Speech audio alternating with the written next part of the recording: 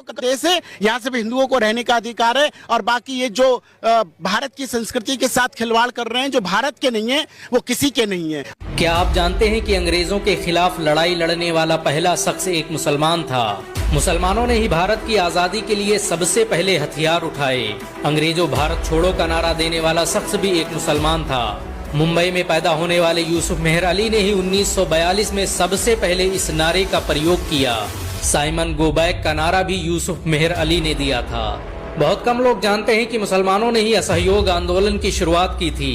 1920 में खिलाफत आंदोलन के दौरान मोहम्मद अली जौहर और मौलाना अबुल कलाम आजाद ने सबसे पहले अंग्रेजी सामान का बहिष्कार करने की रणनीति बनाई, जो कुछ ही दिनों में पूरे में इस्तेमाल की जाती थी। बहुत कम लोग जानते हैं कि बाटा कंपनी भी मुसलमानों की थी, जिसे असहयोग आंदोलन के दौरान एक अंग्रेज ने खरीद लिया था। मुसलमानों ने इस आंदोलन के समर्थन में अपना सब कुछ कुर्बान कर दिया। आपको ये जानकर शायद हैरानी हो कि भगत सिंह का केस लड़ने वाला शख्स भी एक मुसलमान था। बैरिस्टर आसिफ अली ने भगत सिंह का केस तब लड़ा जब कोई भगत सिंह का साथ देने को तैयार नहीं था। अगर शोभा सिंह ने भगत सिंह के खिलाफ गवाही न दी होती तो भगत सिंह फांसी के फंदे पर चढ़ने से बच जाते। इंकलाब जिंदाबाद का नारा देने वाले हसरत मोहानी भी एक मुसलमान थे। उन्होंने ही भारत की आजादी की रूपरेखा तैयार की थी।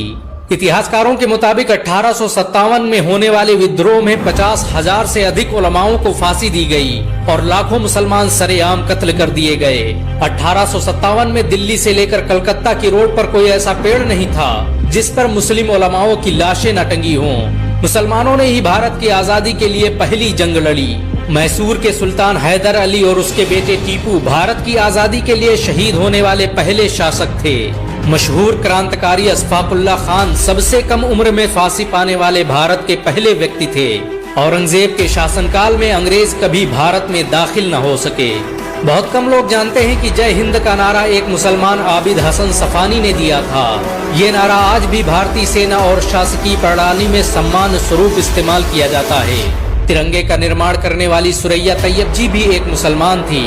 उन्होंने ही भारत के राष्ट्रीय ध्वज को वर्तमान रूप दिया था। हैदराबाद में जन्मी सुरैया तैयब जी के जरिए बनाया गया तिरंगा आज भी पूरे भारत में लहरा रहा है। मुसलमानों ने भारत के लिए जो किया वो आज तक कोई नहीं कर पाया।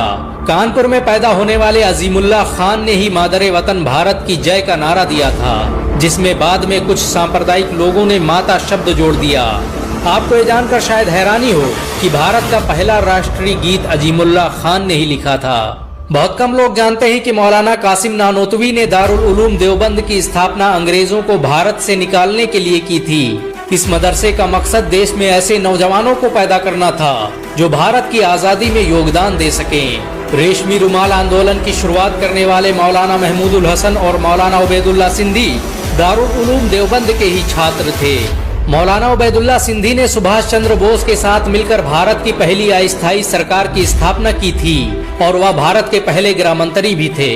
आपको ये जानकर शायद हैरानी हो कि मौलाना महमूदुल हसन ने ही 1920 में गांधी को महात्मा का लक़ब दिया। उनका ये नाम इतना मशहूर हुआ कि गांधी पूरी दुनिया में महात्मा गांधी के नाम से पुकारे जाने लगे।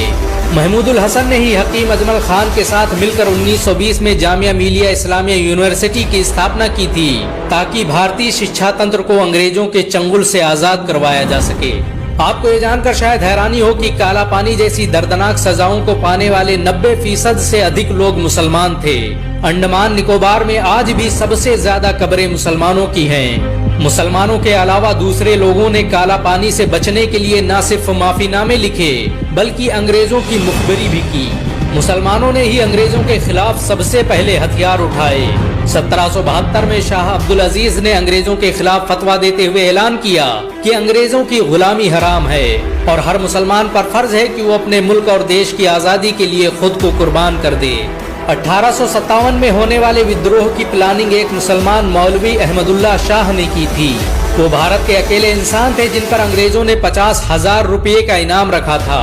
ये रकम इतनी बड़ी थी कि राजा जगन्नाथ ने पैसों की लालच में आकर अहमदुल्लाह शाह अब्दाली की मुखबरी कर दी और अंग्रेजों ने उन्हें शहीद कर दिया।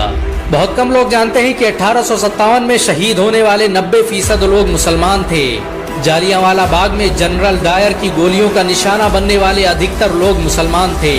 भारत की आजादी का नेतृत्व करने वाले संगठन इंडियन नेशनल कांग्रेस के 9 से अधिक प्रेसिडेंट मुसलमान रहे। गांधी जी ने अफ्रीका में जहां वकालत की पढ़ाई की, वो कॉलेज भी एक भारतीय मुसलमान का था और वह जब भारत आए तो उन्होंने आजादी के लिए अली ब्रदर्स के साथ काम करना शुरू किया, जो कि मुसलमान थे। बहुत कम लोग जानते हैं कि 1921 में केरल के मुसलमानों द्वारा अंग्रेजों के खिलाफ लड़ी गई जंग में 3000 से अधिक मुसलमान शहीद हुए और 50,000 मुसलमानों को जेल में कैद कर दिया गया। ये आंदोलन मोपला मुस्लिम आंदोलन के नाम से जाना जाता है। 1942 में शुरू हुए भारत छोड़ो आंदोलन की रूपरेखा मौलाना अबुल कलाम आजाद ने तैयार की थी। संविधान निर्माता डॉक्टर भीमराव अंबेडकर को पहचान दिलाने में मुसलमानों का बड़ा योगदान रहा। 1946 में जब भीमराव अंबेडकर दलित होने की वजह से इलेक्शन हार गए तो बंगाल मुस्लिम लीग ने उन्हें मुस्लिम इलाकों से इलेक्शन लड़ने की दावत दी। इस तरह भीमराव अंबेडकर संविधान सभा का हिस्सा बन सके। अगर मुसलमान भीमराव अंबेडकर को इलेक्शन न जिताते तो उन्हें कभी भारत का संविधान लिखने का मौका न मिलता। भारत की आजादी के लिए सबसे ज्यादा लेख, शायरी, गीत और किताबें मुसलमानों ने ही लिखी। अल्लामा इकबाल के जरिए लिखा गया सारे जहां से अच्छा आज पूरे भारत में गाया जाता है। देश के लिए शहीद होने वाला पहला पत्रकार मौलाना मीर बाकर एक मुसलमान था। भारत की आजादी के लिए मुस्लिम राजाओं और महाराजाओं ने अपने खजाने खोल दिए। कोलकाता के हाजी उस्मान सईद ने अपना सब कुछ भारत की आजादी के लिए कुर्बान कर दिया। हाजी उस्मान की अमीरी का अंदाजा इसी बात से लगाया जा सकता है कि 1920 तक कोलकाता में बनने वाला हर स्कूल और हर बड़ी बिल्डिंग उन्हीं की थी। कोलकाता के पहले सुपर स्टोर कैश बाजार की बुनियाद हाजी सईद ने ही रखी थी, लेकिन बाद में उन्होंने अपनी सारी दौलत देश को दान कर दी और खुद एक किराए के घर में रहने लगे। अमीर हमजा और यूसुफ हबीब मरफानी जैसे मुसलमानों ने अपनी अरबों रुपये की संपत्ति देश की आजादी के लिए दान कर दी। सुभाष चंद्र बोस द्वारा अफगानिस्तान में स्थापित की गई सरकार में 9 में से 5 मंत्री मुसलमान थे।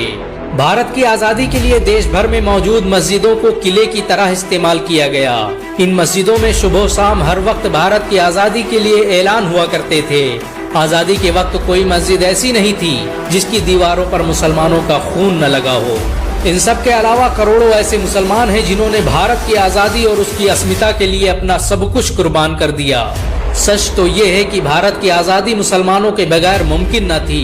अंग्रेज कहा करते थे कि अगर मुसलमान न होते तो हम आज भी भारत पर राज कर रहे होते।